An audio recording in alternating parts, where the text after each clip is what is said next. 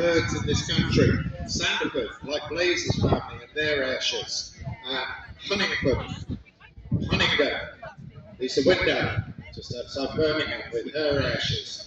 These people go judging around the world, and after they've done it, they look at the book, and there are pedigrees of animals that they, with a bull, would have been part of the breeding of. So back to the cattle you're about to watch as they parade. The beef cattle of the region. The beef cattle now used throughout the United Kingdom to produce young beef animals for the meat trade in this country. That trade is not only the home trade, the retail trade, your demand to a butcher week in, week out throughout the year, your demand for packs in the supermarkets of prime British beef is met by farmers with these. Beef isn't manufactured, it isn't made up in a factory. It is produced naturally from animals that are farmed to some of the highest welfare standards in the world. Because farmers understand a healthy animal is a productive animal. And this won't be in the final order that they parade, but we will just introduce them as they come round to you and as you join us around the ring.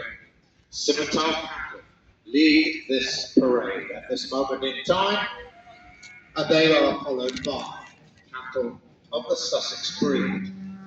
That just gives me an opportunity to break away from my general commentary and look at the combination of those two breeds. The Scimitar introduced from the continent, a very good maternal breed, but with size and stature and early maturity in its background. I've seen farmers who cross Scimitars onto a Sussex. The quality of the beef in the Sussex, the quality and maternal traits of the Scimitar. Nick Bates down in Kent, Peter Brown, J.H. Norman and Son in Oxfordshire, Michael Hind, even when he was breeding good Sussex, would have a soft spot for the Scimitar as well. And it is a sensible cross for a real good quality suckling cow. But let's look at the breeds on their own. Scimitar, Switzerland, Austria, still milked in large numbers in Eastern Europe, heading out towards Russia, but in this country, a terminal sire beef breed. And there are meat wholesale businesses run in this country who will source wherever they can Scimitar cattle. They also, at least two of those, actually farm Scimitar cattle at home, which is a tremendous credit to the breed and the quality of the meat that they produce. In economical terms, they're relatively easy to manage, even though they're big cattle. They'll work with you on the farm when you want to handle it 3 or 4 or 5 times a year for regular inspection. The Scimitar will work with you. Move from the Scimitar underneath the tree in the Harvester Parts Limited corner of the ring. And you've got Sussex, which I mentioned in my introduction. The beef breed from the southeast corner of England. Very low maintenance. Look at the economics of producing beef, and you won't need to go too much further away than the Sussex. Low cost to feed, hardly demands an ounce of grain. It'll survive on forage and grass during the summer, conserve forage during the winter, maintain her health, maintain her body condition. That's not me, nothing I've done. Who's coming over our airways? Back on to the Sussex. Breeders here from Kent and Sussex, principally. Biggest herds of Sussex owned by the King at Windsor Park and supplying beef to the Windsor Park farm shop. Big herds of Sussex in Kent.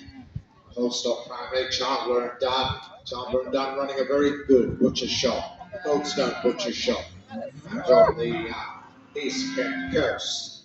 And of course, the man I already mentioned, the Wycombe Dawson Armour family. One animal in that parade is owned by the family from Lewis, and they've got an active farm shop just outside Lewis. Next stop, Plumpton, Sussex beef. South Down, lamb, Welsh, pigs, You'll see the family mentioned in dispatches in all three sections in any show report. So that's the red, the dark red of the great southeastern British beef breed, the Sussex. From the Sussex we go to the beef Shorthorn, a development from those original long-haul cattle I was talking about when I introduced cattle breeding in this country over the last 300 years. Farmers up in the north of England and in the Scottish border country developed a beef breed we know as the beef Shorthorn. Not only we know about the British Shorthorn, the whole world over the last 200 years has met the beef Shorthorn. With her maternal characteristics, a bit like the Simmental, she has been and earned a reputation as the great improving breed, the great improver in livestock breeding circles worldwide. And of course, as a breed in this country, they have re-emerged from relatively low populations and almost doubling in the number of calves registered to us beef Shorthorn bull in the last 10 years. A tribute to the size and the flesh that they put back into the breed, and also the marketing they've done of Shorthorn finished beef in conjunction with Morrison's. Lovely, big, strong, but still maternal cattle. White pelvis, easy calving. We go white, we go black, we go golden red, and we're still talking great British beef breeds. The British white, a small to medium-sized suckling cow, but often easier to manage, still producing a good milk supply to a calf from its background as an originally dual-purpose breed. Naturally polled, so they won't grow a horn, and they will rear a good calf. A good bull to use on a heifer first time round, whatever breed that heifer is, to produce a neat, tidy calf to be nurtured before you perhaps put a big bull onto the cow later in her career.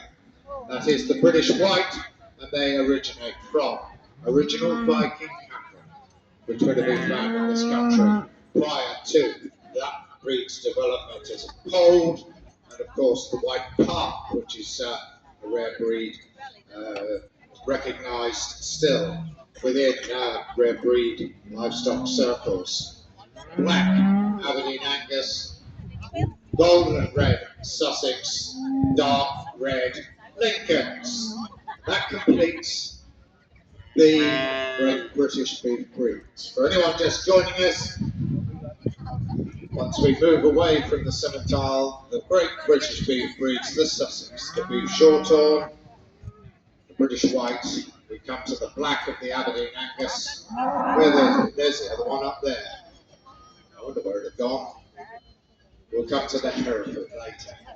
The Aberdeen Angus, trademarked beef throughout the world. Angus beef, wherever you go. The greatest trademark of any agricultural produce produced in the world today. Go to North America and Canada, you can find black Aberdeen Angus cattle that still all trace their origins, originally back to cattle. Bred in Scotland, bred in lowland Scotland. That's where the Aberdeen Angus comes from. Also, as a farmer's animal, they're easy calving. There are many stories of farmers who switch to the Aberdeen Angus and they chuck away the calving jack at the same time because these cattle are easy to manage, easy to calve. If you breed them pure or you put them into a mix in a crossbred suckling cow. I told the story quite often, and there's one in the South End line who's going to smile when I tell it again, but Edward Hull, I was talking to not so many weeks ago. He's tried various bulls. We won't mention any other breeds, apart from what he's using at the moment on his Hereford Frisian suckling cows out on the marshes in the Thames estuary. He's gone back to Angus. He's recognised the work that's been done with the breed, whilst maintaining, putting size and flesh, extra flesh into the breed, but maintaining that wonderful reputation for regular breeding, regular production of quality beef. That is the black, the world famous breed of the Aberdeen Angus. Not so world famous, for many years the West Country's best kept secret these golden red cattle of the South Devon breed. The South Hams of Devon, Totnes, Brixham, down to Plymouth, and out into Cornwall, that south coast, growing some of the best grass in the country. And they have produced those South Devons. Going back in my family history, grandfather would have milked South Devons on a farm just outside Totnes. Those South Devon cattle were bred to produce beef for the population of Plymouth, to produce milk for the population of Plymouth, and also good hides, good skins for a leather industry based in that area.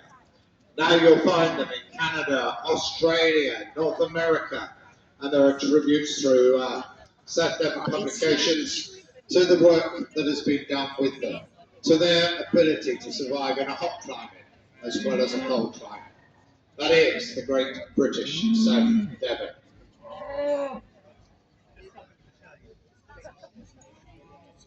Lincoln, no, yeah, Lincoln Reds. I was getting my breeders' faces mixed up and confused just for a moment. Lincoln Reds. I was looking, just making sure there weren't any red poles and that I hadn't gotten them the wrong way around. There's only two legs. One is Sussex, one is Lincoln. I think I know the difference between those two. Sorry, that was a slight aside. Anyway, we now have those Lincoln Reds. The eastern seaboards of this country, the county of Lincolnshire, relatively dry, but you can still grow good grass, and the area has produced a wonderful dark red coated beef breed. And again, it's been exported around the world. Breeders over the years have been very proactive to produce a naturally polled breed, a hornless breed, and also to produce, with a little bit of inclusion of other breed blood, well-fleshed, well-shaped, good length in the body, beef breed, but naturally. Just like we talk about a butcher on the high street of Heathfield or Mayfield or Tunbridge Wells looking for Sussex beef cattle, you go up into Lincolnshire and there are many businesses, big meat businesses, who have built their reputation on the procurement of Lincoln red beef from local farmers. I think we can also talk about a butcher in Aylshire, who I think procures good Lincoln red beef from a man that many of you might recognise, Tony Babbage, in that parade. It is Croxford's looking to Tony to supply cattle because they know they'll get quality beef from the Lincoln red.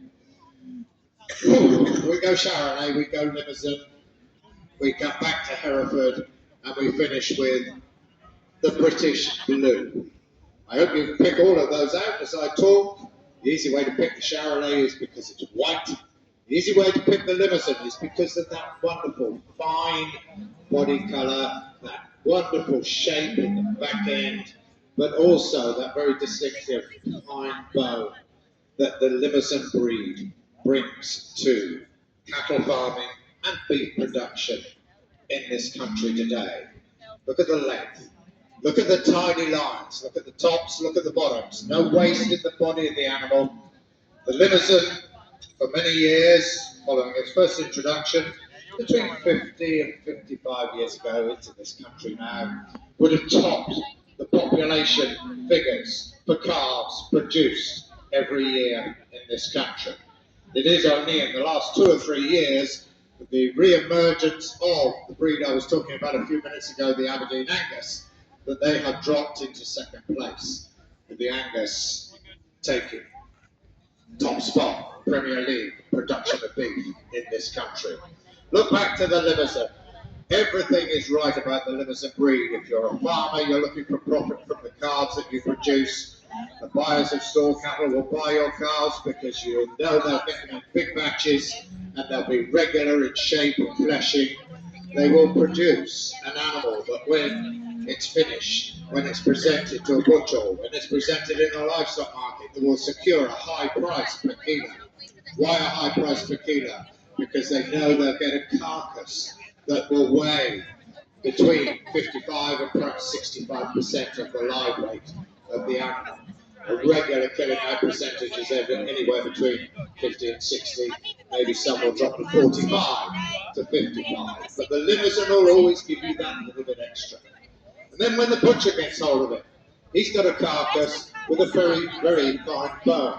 He's got a carcass with the shape in the right places.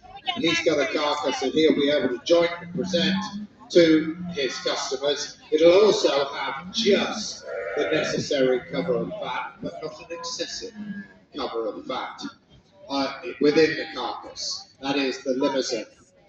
Before I get any dirty looks from the men with the white cattle, I don't think we gave you a detailed introduction.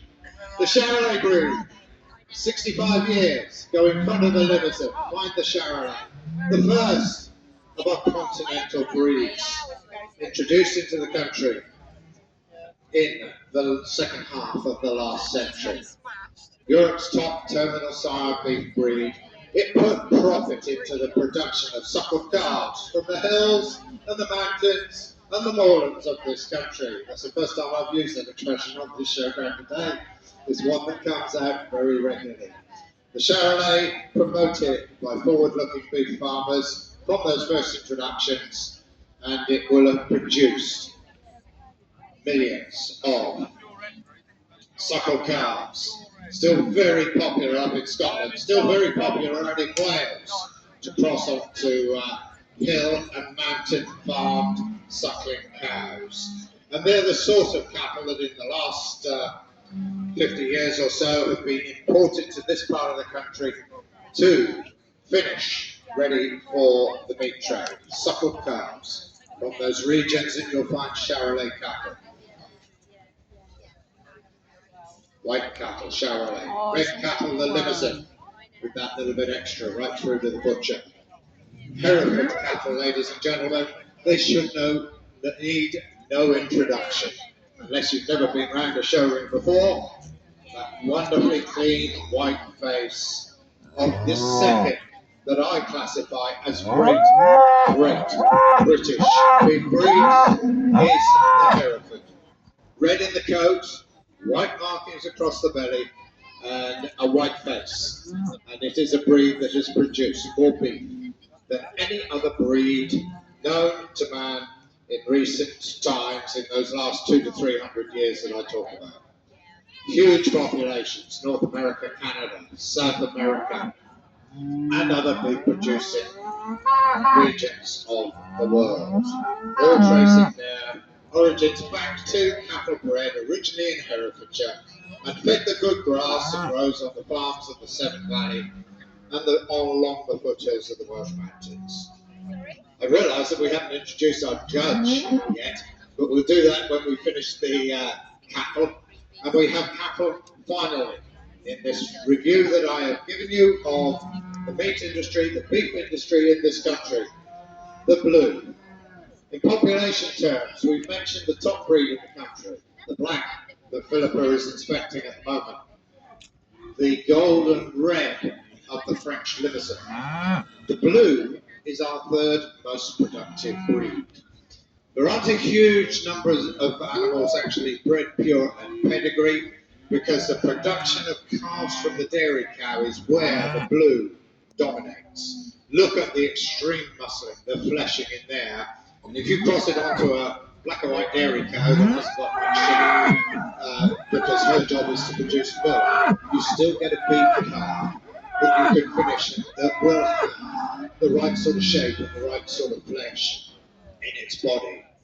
The blue as we know it today, the British blue, a development and a vast improvement on the British blue cattle introduced into the country around 40 years ago now.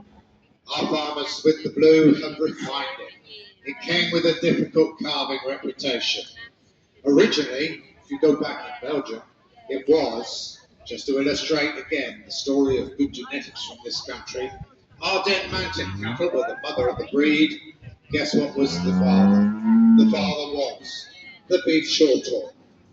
And it was beef shorthorn onto Ardennes mountain cattle that produced the Belgian blue, refined in Belgium for flesh, for width, for depth of meat across the top line, and introduced here and refined further to be a more easy carving breed, still with that flesh, still with that shape, with a short gestation period, enabling you to perhaps through a herd of cows get a few extras through the life of the animal.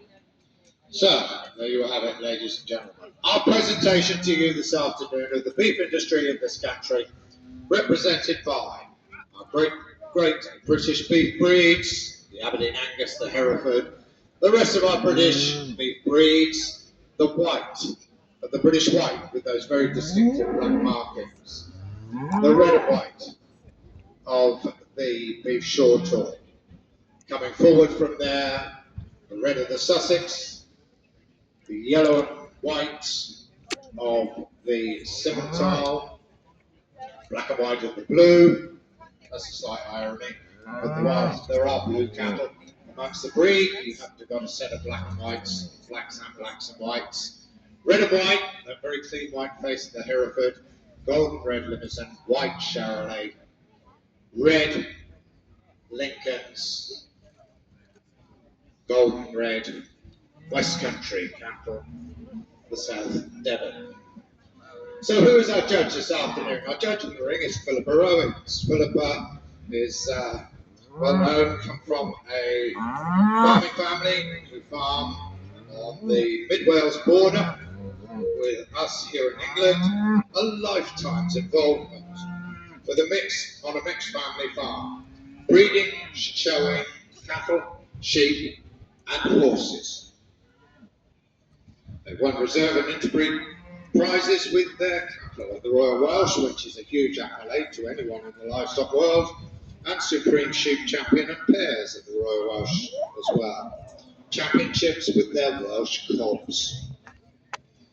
Also shown over the years, commercial cattle. Very much a family team at home. She's been lucky enough to be invited to judge in America, Australia and Europe. So you have experience there in your judge. Cattle-wise, over the years, they've bred Welsh Blacks and also Charolais cattle. Farms at home with a husband and 2 daughters.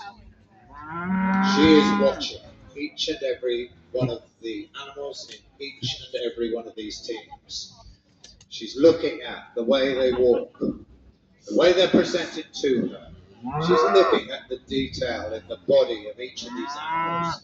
And it's that very experienced breeder's eye that she is using, and she will use to eventually make a decision on which of these will walk away from this Royal Norfolk Show with the Haygates Trophy. Our Haygates team are here with us around the ring. We're very grateful for their continued support of the competition. In their words, we at Haygates Country Feeds are highly honoured and privileged to be sponsoring such a prestigious competition and to be part of such a great show. As a company, their aim is to support, advise and service both farm and merchant customers nationwide, hugely passionate in what they do and championing British farming to the max. The history of the business, it spans farming, flour and feed mill and baking with, if this is up to date, and they'll tell me afterwards if it's not, 7 flour mills on 3 sites, a feed mill, 2 modern bakeries, 1 Banbury, 1 Manchester, 10,000 acres of mainly arable land in the country, farmed by Haygates. It is a family business, which was formed in Northampton, or which has farmed in Northampton just since 1562.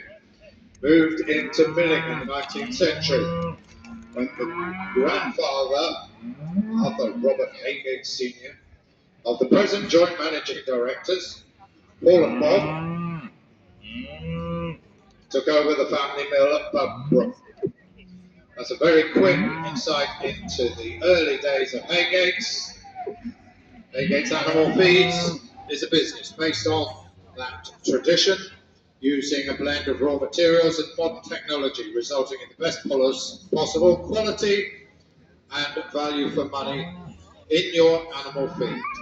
Service from the company, from people I talk to down in the southeast and around these show rings, is almost second to none. Services to customers include full dairy costings, computerized ration formulation, forage analysis, and specialist advice. A team of qualified animal nutritionists is available to advise customers and ensure that the products continue to be the best that money can buy.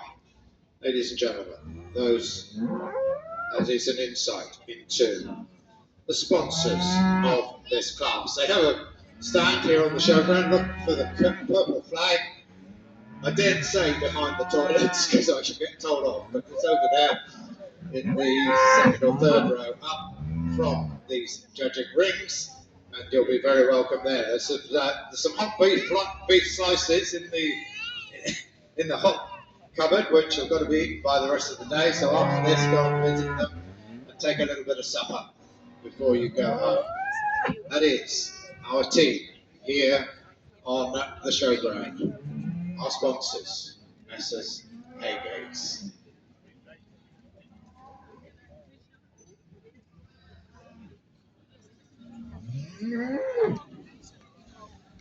So, Philippa doing a very detailed job in judging this class.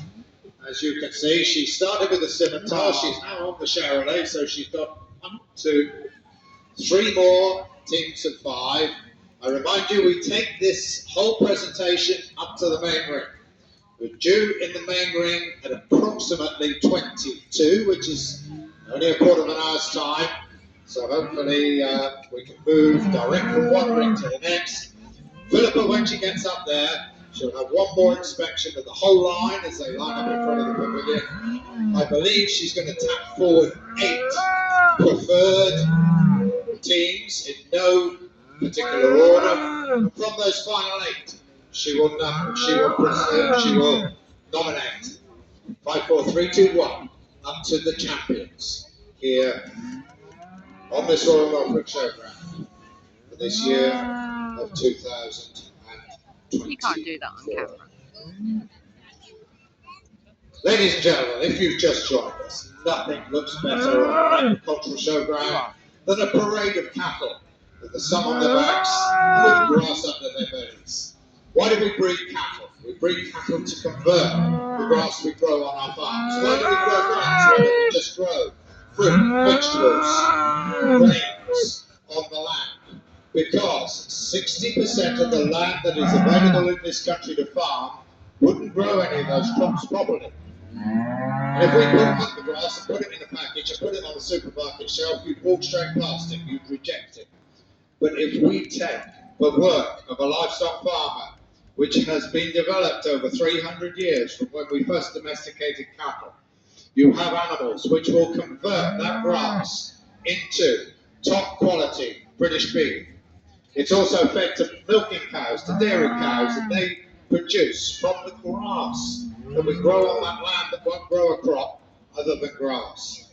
And they convert it into milk. And that milk is retailed to you 365 days a year, bottle or carton, made into cream, butter, cheese, yogurt, ice cream, and retailed to you to enable you to feed your family. Without going back to my notes, beef they recommend 70 grams of red meat a day. That doesn't mean you can't eat more. It won't do you any harm, but that is a recommended minimum from government and from health specialists.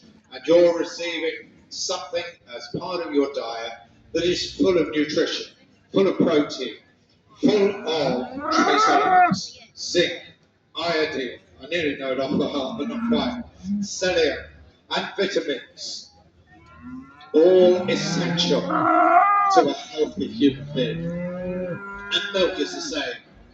Milk gives you calcium, milk gives you protein, milk gives you nutrition, milk gives you, again, other essential trace elements.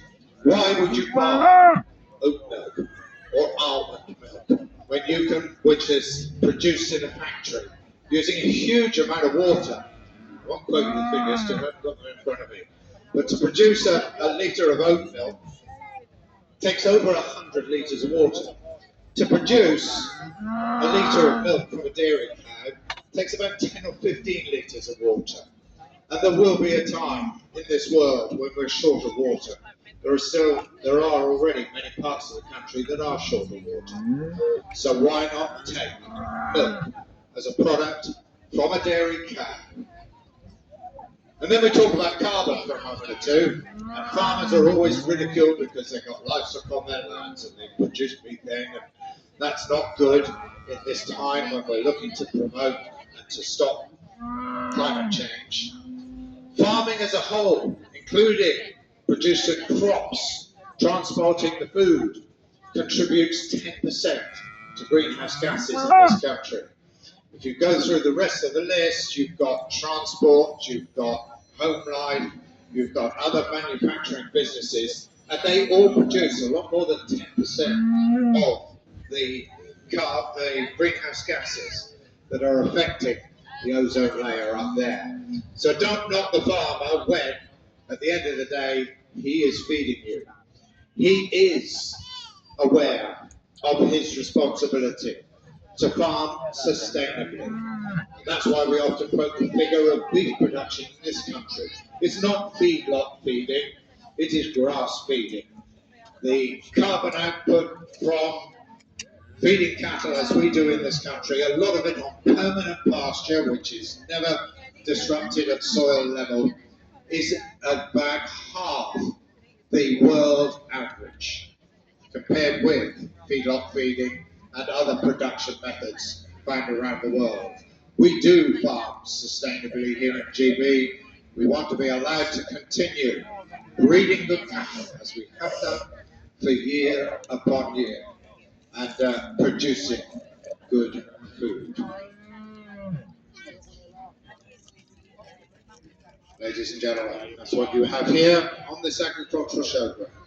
Just part of the picture of farming in Norfolk. We know you grow a huge acreage of wonderful crops, some of which have already been combined. I spotted a one field of barley on my way up through the county from Kent yesterday afternoon. Just one field of barley that had already been cut.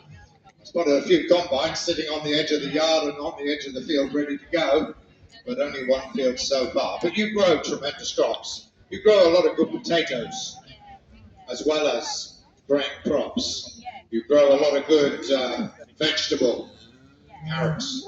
Sugar beet, another crop of the region, which you're famous for producing. But you still also have farmers who keep dairy herds and produce milk. Farmers who breed good cattle, like you've got here in this ring this afternoon, and produce top quality. Oh no, you British can't do that on camera. beef. I'll get demonetized. While we've got a crowd here, I did one little job this morning, which I promised I was going to do this afternoon. And I'm going to do a short version this afternoon. Amongst our representatives of Haygates, we have two of their customers, Roger Long and Yvonne Long. And for those of you who weren't around the ring earlier this morning, Roger has stepped away from the livestock. Roger and Yvonne have been made Fellows of the Royal Norfolk, and there will be a presentation for that tomorrow. Roger and Yvonne have given over 50 years service to the livestock farmers on this Royal Norfolk showground, as well as in business through the region. So I'd like you all to give him a round of applause and say, welcome back here on the showground, Roger. And we look forward to meeting you here for many years to come. Thank you for that. If anyone wants to sack me for doing that for a second time, thank you. Back to the cattle. She done yet? And Philippa Owens, her inspection of these groups of 5 beef cattle for a Haygates trophy. One of Roger's great achievements was to introduce Haygates to this competition when Coleman's pulled out of the Coleman's Cup, which he was so rightly proud of on the showground. There's one other thing I think he's quite proud of. I don't know whether you are, but he actually got me onto this showground for the first time 12 years ago. And I was always very grateful to that because I do tremendously enjoy the contribution I make to a show ring. And I hope you enjoy it too. So Philippa's individually inspecting these animals so they come to her. She is now looking, as any good judge would, at the way they move around the ring. So she is asking them to parade individually in front of her so that she can, if there is one, find a fault in their locomotion that might make it just that bit easier for her to make a final decision on the cattle in the ring. I remind any of you who weren't with us when I introduced her earlier, she was brought up and has lived on a mixed family farm on the mid-Welsh border, and a lifetime of involvement with breeding, feeding, looking after cattle, sheep and horses. They've had tremendous results in show rings, including championships of the Royal Welsh with their cattle and their sheep. Also champions with Welsh crops. Also enjoyed showing commercial beef cattle, which means she understands the sort of animal a butcher is looking for from these breeding cattle that are in front of her for this Higgins competition this afternoon. Breeding cattle that have been brought here to the show ring. This isn't the only job she's got. She's got our interbreed classes to judge tomorrow morning, which are nearly as spectacular as this, but not quite. A program of interbreed classes to find the best animal in the show from all the breeds judged here this morning.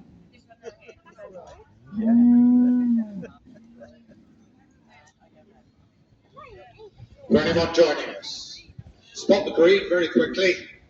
White cattle underneath the Sussex banner and underneath their own banner, British whites on the building. And going back from there, black cattle, Aberdeen Angus, Lowland Scotland. South Hammers, in other words, the South Devon, from the West Country, from the South Hams of Devon, and from the rich pastures of the South Cornish coast originally. From the South Devon,